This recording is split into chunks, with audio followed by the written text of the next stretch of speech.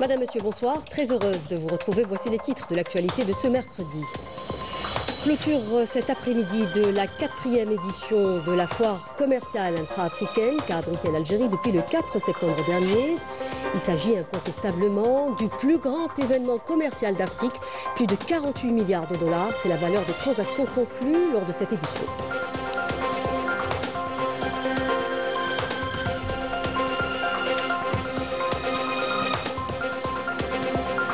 Lancement officiel sur décision du président de la République du Fonds de financement des startups et des jeunes innovants à l'échelle africaine. L'annonce a été faite cet après-midi par le ministre de l'économie, de la connaissance, des startups et des micro-entreprises.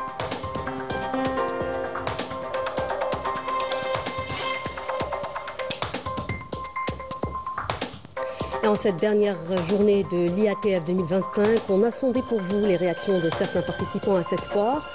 Tous unanimes à dire que c'est un franc succès au regard des accords et contrats signés et de l'esprit de fraternité qui a régné tout au long de l'événement.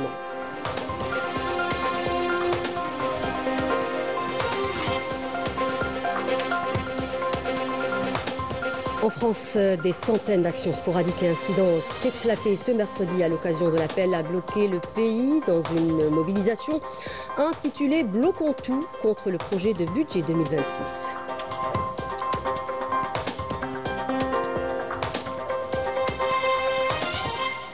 Bienvenue à tous. Clôture de la 4e édition de la foire commerciale intra-africaine qui a abrité l'Algérie depuis le 4 septembre dernier, avec la participation de plus de 2100 exposants et des délégations de 49 pays africains, 60 650 visiteurs.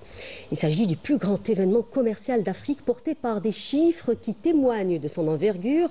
L'IATF a atteint un chiffre record en matière de transactions conclues avec un total de plus de 48 milliards de dollars, dont près de 11 milliards et demi au profit de l'Algérie. La cérémonie de clôture a été présidée par le directeur de cabinet à la présidence de la République, Boualem Boualem, en présence du conseiller du président de la République chargé de la direction générale de la communication, Kamel Sidi Saïd, du ministre du Commerce extérieur et de la promotion des exportations, Kamel Zik, du ministre du Commerce intérieur et de la régulation du marché national, Tayeb Zitouni, ainsi que de hauts responsables de l'État. La cérémonie s'est également déroulée en présence du président de la Banque africaine d'import-export, Afriksan Bank, Bénédicte Orama, de l'ancien président du Nigeria, président du conseil consultatif de l'IATF, Olusegun Obasanjo, ainsi que des représentants de l'Union africaine, du secrétaire de la zone de libre-échange continentale africaine et du corps diplomatique accrédité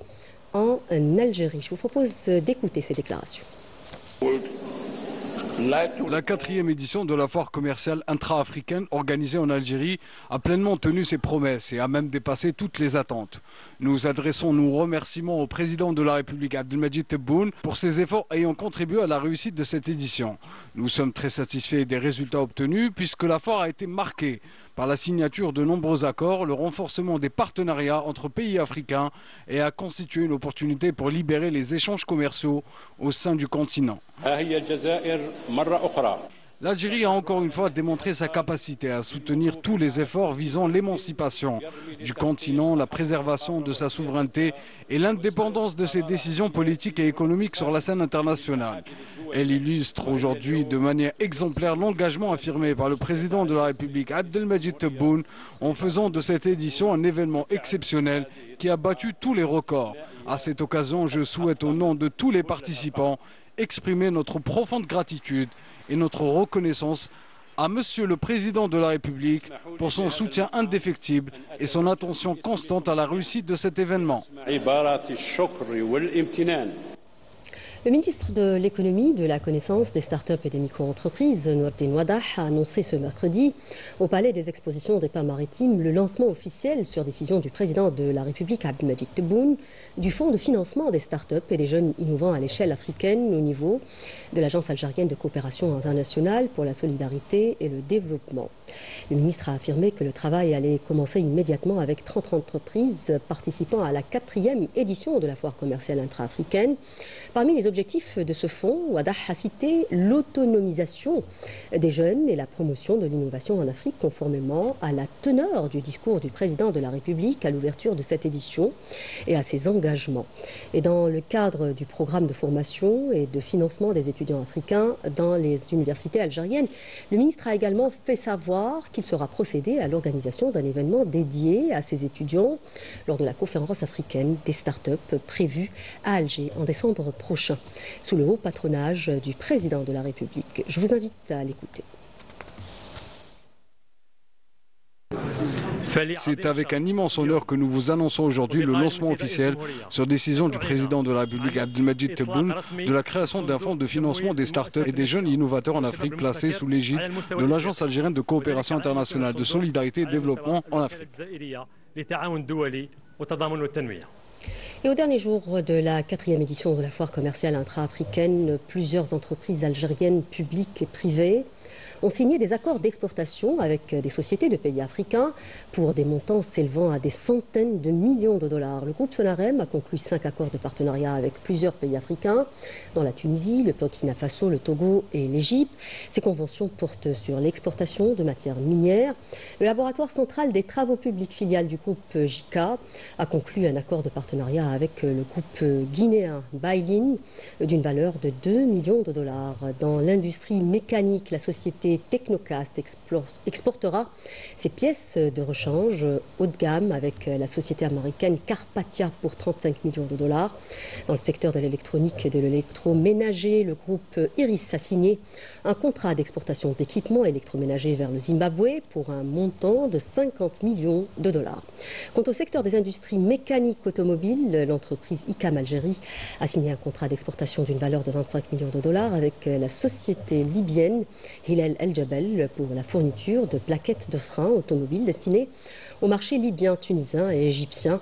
La société algérienne d'études techniques a signé un contrat de 2 millions de dollars avec un groupe guinéen dans l'industrie agroalimentaire.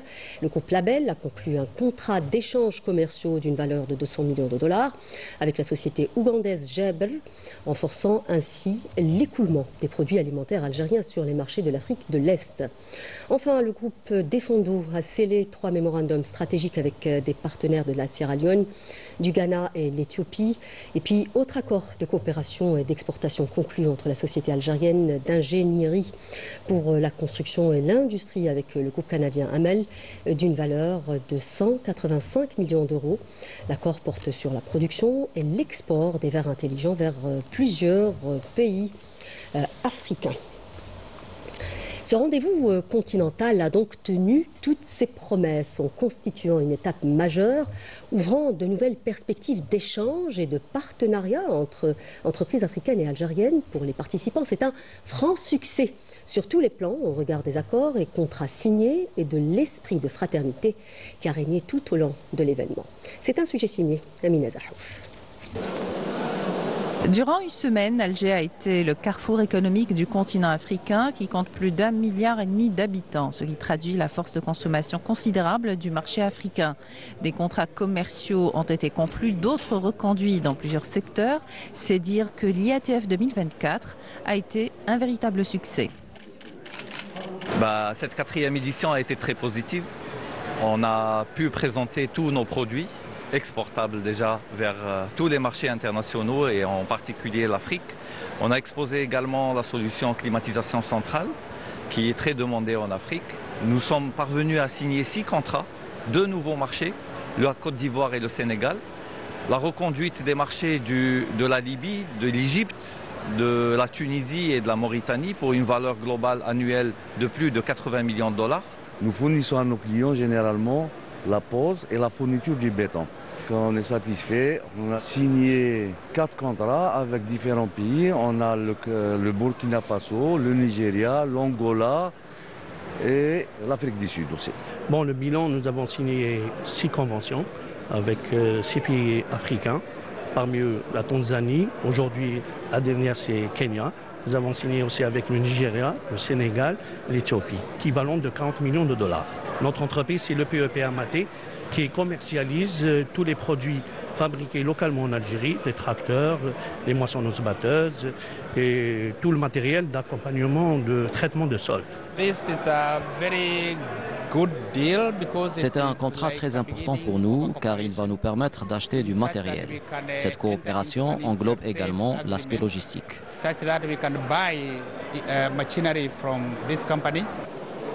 L'entreprise nationale des industries de l'électroménager et l'entreprise Top Gloves ont elles aussi eu leur lot de contrats avec leurs homologues d'autres pays africains. En marge de cet événement, nous avons établi des contacts commerciaux avec plusieurs partenaires, soldés bien sûr par une signature de 4 protocoles d'accord avec un partenaire de Mauritanie, de l'Afrique du Sud exerçant au Gabon, un Nigérien, plus un Sénégalais. De la SAR Top Gloves à Timouchent, on est spécialisé dans la fabrication du gant médical et chirurgical. C'est notre première participation là au niveau de l'IATF. Notre participation plutôt, elle était bénéfique. On a réussi à signer 3 contrats d'une valeur qui varie entre 30 millions de dollars.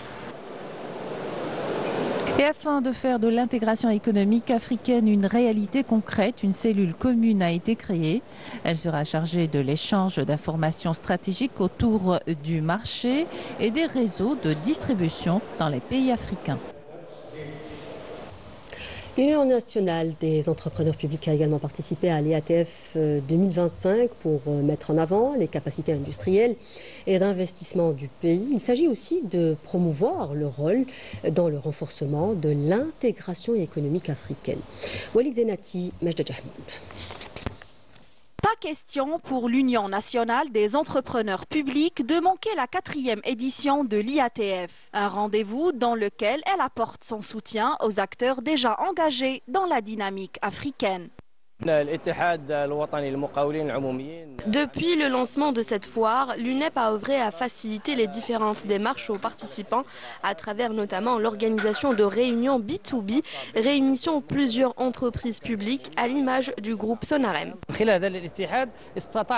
Grâce à l'UNEP, nous avons pu nouer de multiples partenariats entre les entreprises membres de cet organisme et ce, dans des secteurs variés comme la fibre optique avec l'objectif d'aller vers des marchés africains.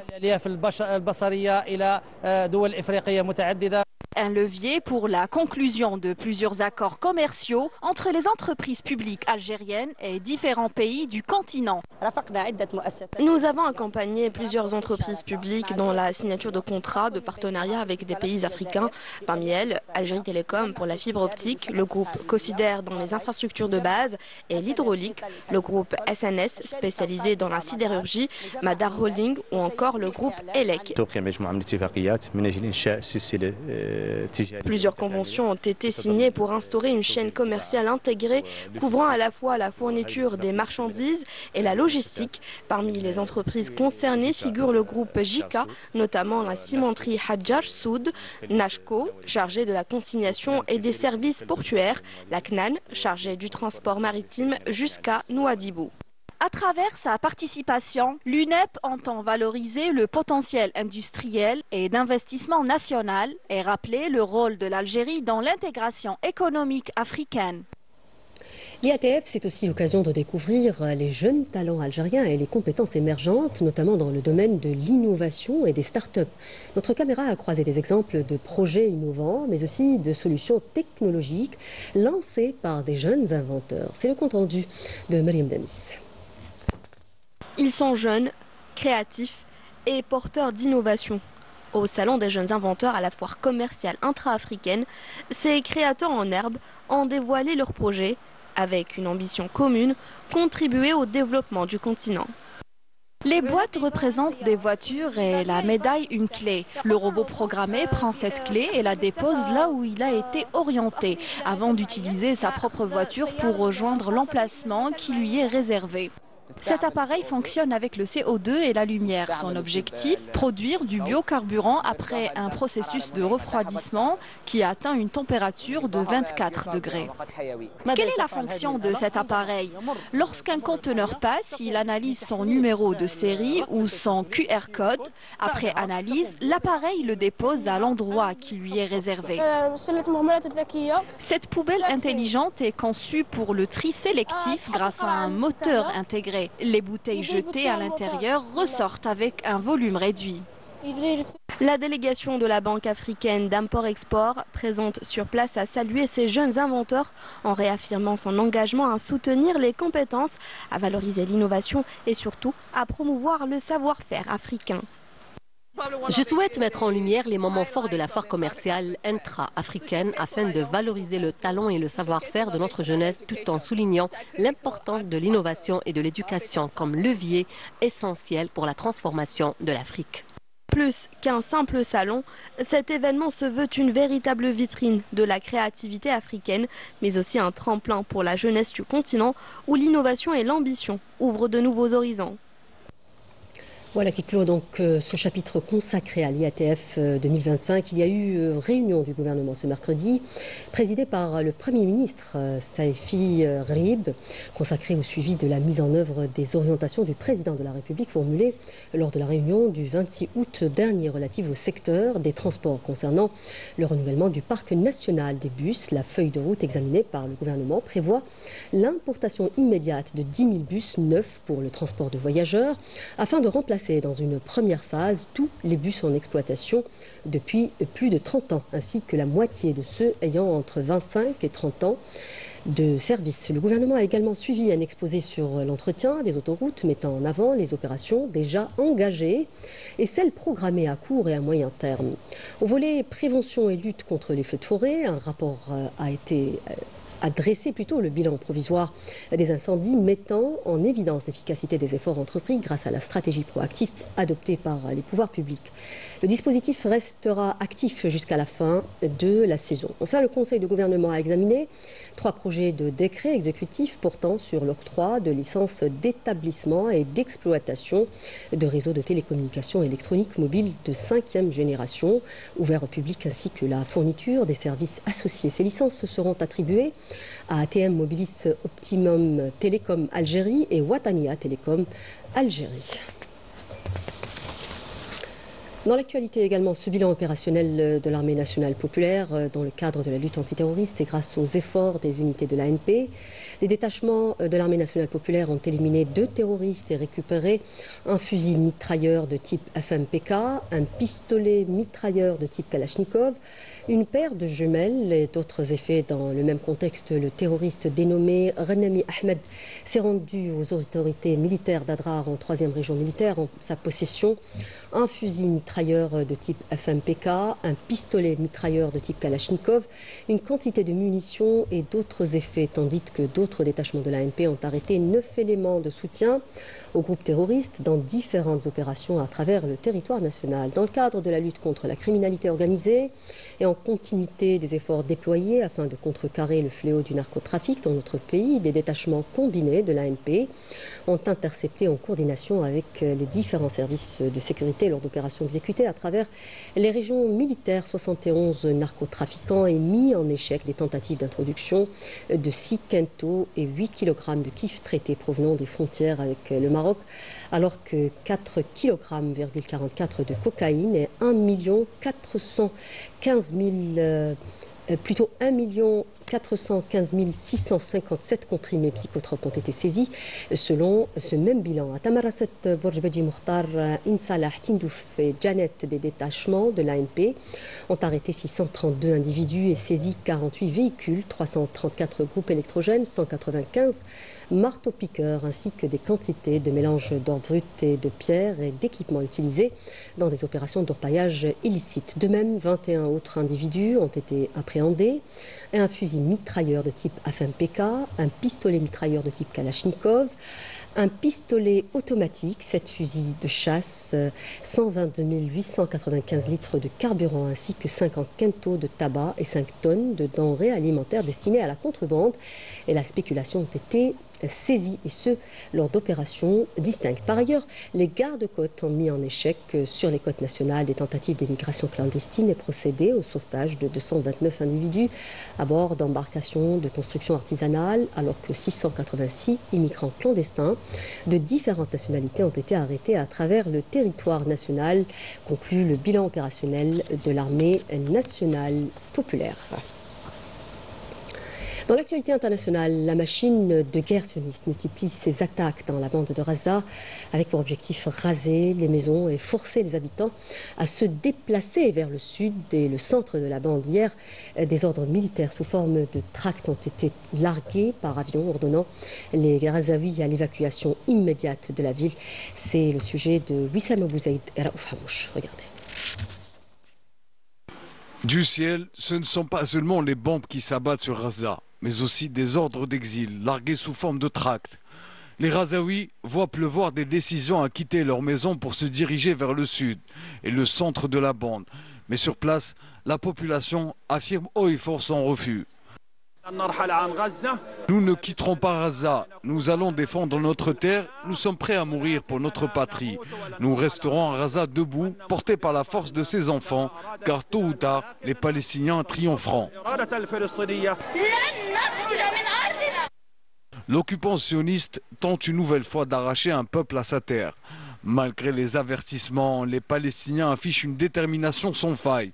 Au cœur de la ville, des familles entières brandissent les drapeaux palestiniens. Un geste de résistance face à ce qu'ils qualifient de projet colonial et de tentative d'effacement identitaire et culturel. Nous sommes venus ici pour dire haut et fort non à l'exode. Même sous la plus forte des pressions, nous resterons debout et déterminés. Nous défendrons jusqu'à la fin ce qui reste de la dernière ville. Nous resterons à Gaza, nous allons résister comme l'olivier, symbole des Palestiniens. Nous resterons à Gaza malgré tout. Face aux bombes et aux déplacements forcés, un seul mot d'ordre. Rester, résister.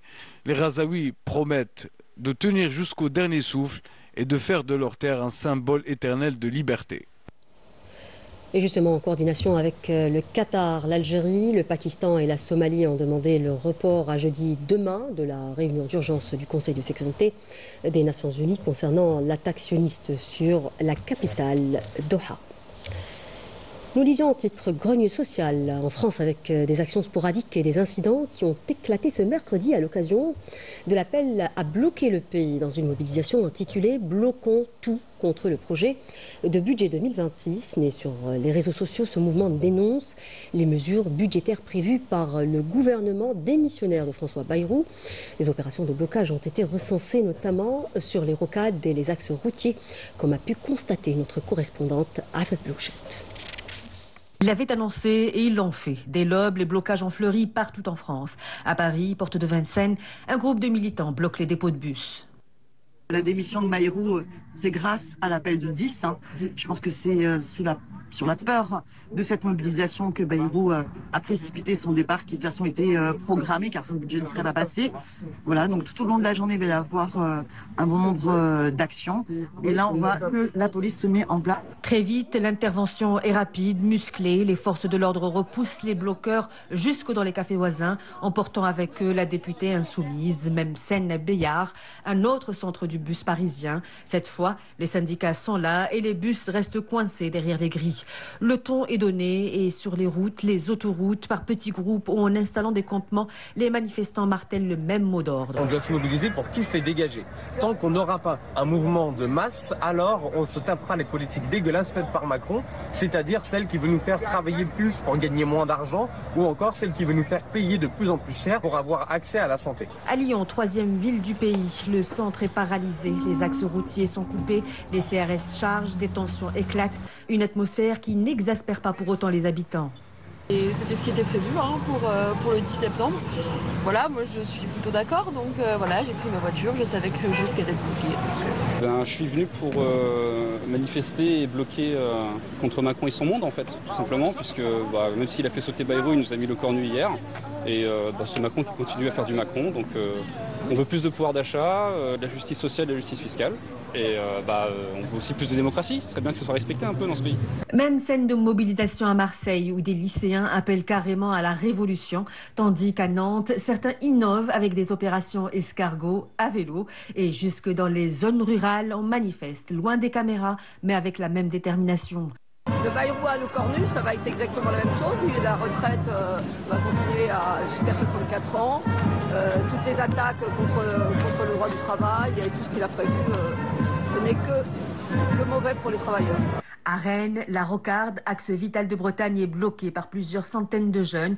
Grenades et gaz lacrymogènes dispersent difficilement la foule. Un bus incendié achève de paralyser la circulation.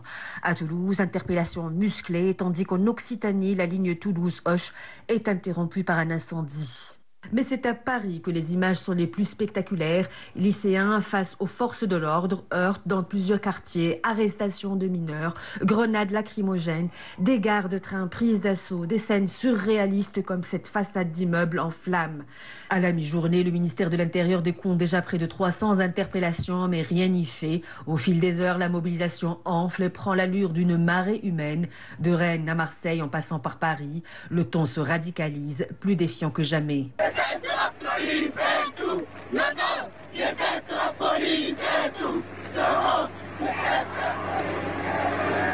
Et c'est toute la journée qui a été ponctuée par le même cycle, une police qui charge, des manifestants qui reviennent à la charge. Prochain rendez-vous annoncé, la grève générale du 18 septembre. Il ne suffit pas de claquer des doigts, ça nous laisse une semaine pour avoir une vraie grève générale. Si on a une vraie grève générale le 18, l'affaire est pliée. Le nouveau gouvernement, il sera obligé de démissionner. Au total, 80 000 policiers et gendarmes ont été mobilisés, appuyés par une trentaine d'hélicoptères, des drones et des blindés de la gendarmerie. Une démonstration de force que le ministre démissionnaire Bruno Retailleau justifie en dénonçant une mobilisation confisquée par l'ultra-gauche. Mais sur le terrain, la colère, elle, se revendique citoyenne et déterminée, jusque chez les plus âgés.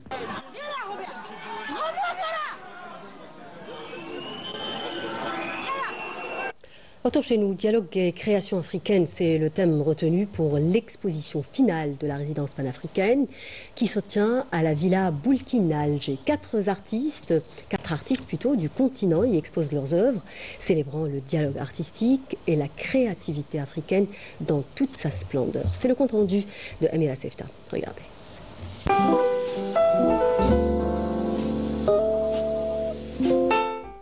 Dans le silence des galeries du Grand Musée de l'Afrique, l'on entendait presque les toiles parler. Leurs voix s'entrelacent pour créer une clameur collective.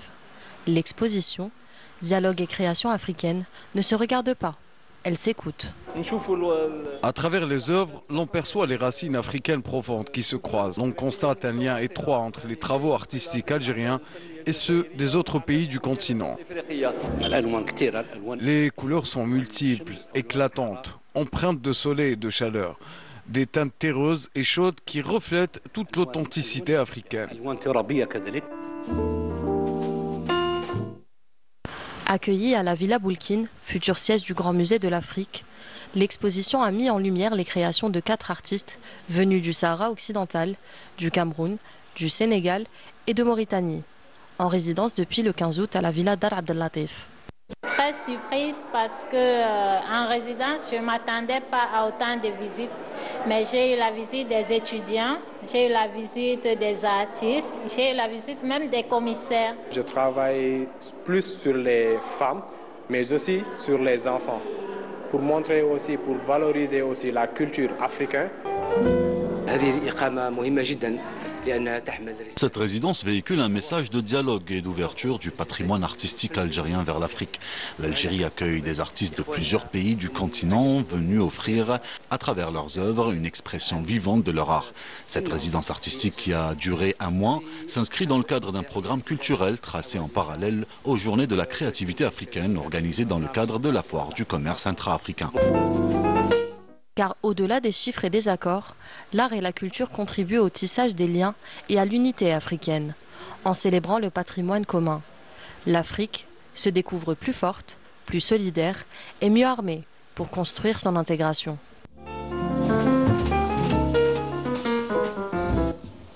Voilà qui termine ce journal. Merci de l'avoir suivi au nom de la rédaction qui l'a préparé. L'info continue sur Canal Algérie. Prochain point de l'information à 20h en langue nationale. Je vous souhaite une excellente suite des programmes sur notre chaîne. Bonne soirée.